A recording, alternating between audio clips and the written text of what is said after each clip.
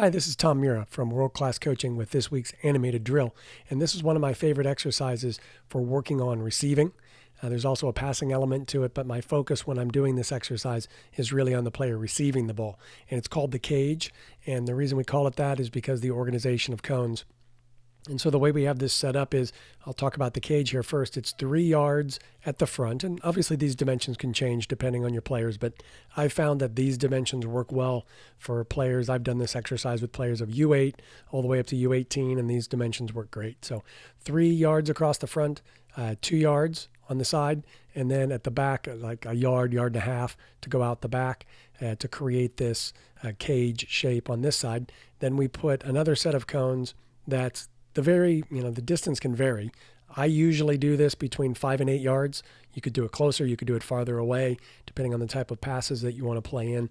But a set of cones, usually I'll use a different color cone that's 5 to 8 yards away. And again, they're about 3 yards apart. And we set that same organization up on the other side, only over here, we've got it where the serving line is on this side and the cage is on this end. And you'll see why here in a moment. So the way this works is we've got a player that we'll place here inside the cage. I want the players to begin at the back of the cage when they first enter. Obviously, they're going to enter from the back, but I want them to start in the back and then check forward for the pass. We'll put another player, hold control down, and put another player there. So now we've got a player that's going to be inside the cage receiving a ball, and let's give him someone to pass him that ball. So we put the player here, and we'll give them a ball.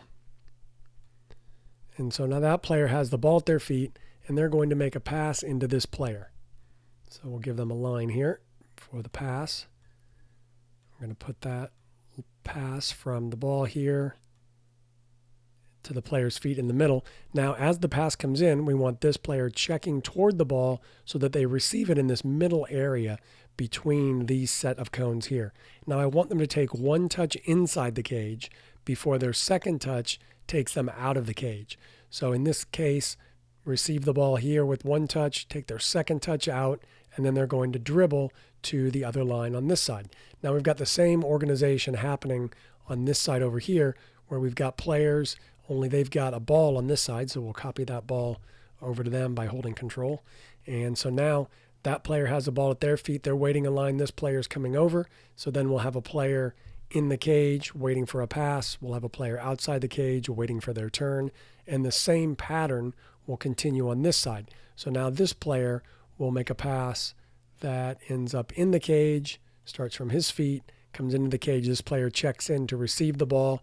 And then this player is now going to dribble from this side of the cage, coming out that way into the next line. So we've got a circular activity where the players are constantly recycling between the passer and the receiver, or the player waiting and then the receiver.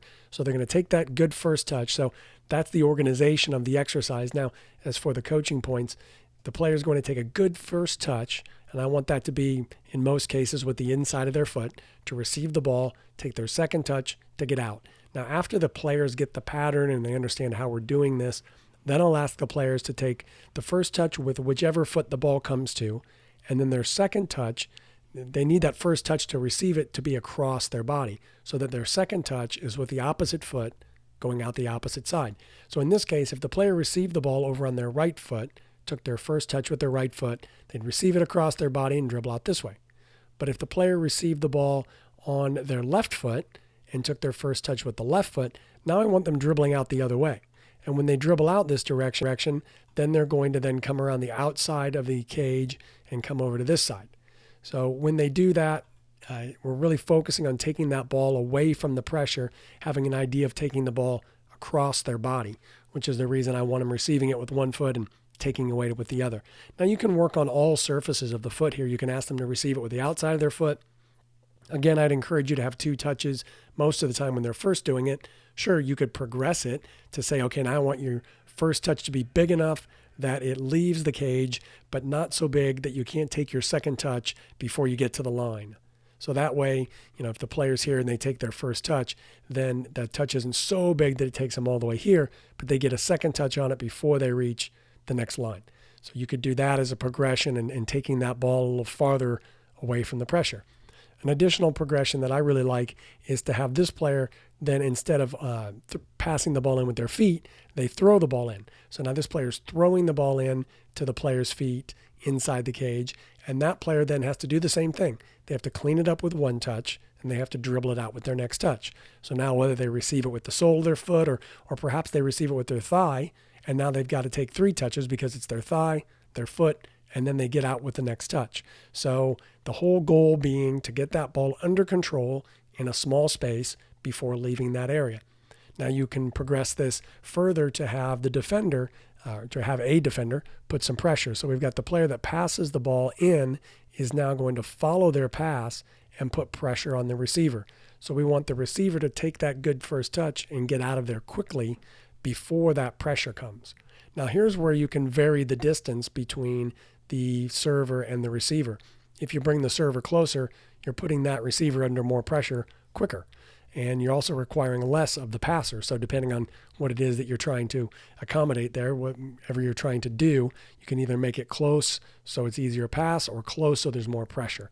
So now you've got that player putting pressure on the receiving player, so they've got to receive it and go.